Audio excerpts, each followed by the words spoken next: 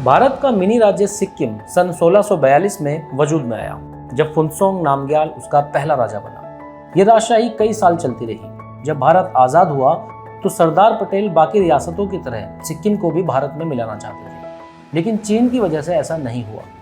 1950 में एक संधि हुई जिसके तहत सिक्किम के रक्षा और विदेश मामलों को भारत देखने लगा, लेकिन शासन राजा ही करते रहे। कुछ समय ऐसा चला, लेकिन इसके बाद साल 1964 में राजा ने सिक्किम को भी भूटान की तरह अलग देश का दर्जा देने की मांग की, लेकिन जनता में राजशाही को लेकर असंतोष बढ़ने लगा था। इसलिए 6 अप्रैल 1975 की सुबह भारतीय सैनिकों ने पूरे राजमहल को चारों तरफ से घेर लिया और देखते ही देखते चोग्याल राजा को उनके ही महल में नजरबंद कर दिया गया और इस तरह सिक्किम की राजशाही परंपरा खत्म हुई और इलेक्शन करवाए गए। तब जाकर भारत की आज़ादी के 28 साल बाद सिक्किम 16 मई 1975 को भारत का 22वां राज्य बना। सिक्किम के मूल निवासियों को लेप्चा कहा जाता है। 13वीं शताब्दी में तिब्बत के जो लोग यहाँ रहने आए, जिन्हें भूटिया कहते हैं, और सबसे आखिर में यहाँ नेपाली आए थे। तकरीबन 19वीं शताब्दी के आसपास उत्तर पूर्व का ये छोटा राज्य पृथ्वी पर किसी स्वर्ग से कम नहीं है। चीन, भूटान, नेपाल और पश्चिम बंगाल से अपनी बाउंड्री शेयर करता है और गंगटोक इसकी राजधानी है।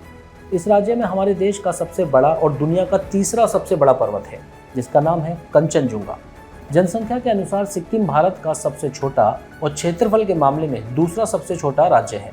पहले स्थान पर है गोवा। ये मिनी राज्य अपनी रंगीन घाटियों, झीलों, बौद्ध मंदिरों और हिमालय की विशाल बर्फ से ढकी चोटियों के साथ एक पॉपुलर टूरिज्म डेस्टिनेशन है। पैराग्लाइडिंग, रिवर राफ्टिंग और खासतौर पर याक की सवारी के शौकीन सभी प्रकार के यात्रियों के लिए ये एक परफेक्ट प्लेस है, जिसकी सिंकी सूप और नूडल जैसे कई पकवान इसकी पहचान है।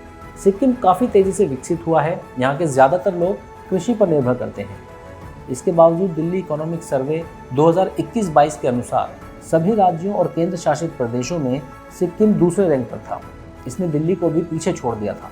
भारत में पैदा होने वाली कुल बड़ी इलायची में से 80% से ज़्यादा इलायची यहीं पैदा होती है। सिक्किम राज्य के स्थापना दिवस पर हमारी ओर से सिक्किम के निवासियों को बहुत बहुत शुभकामनाएं।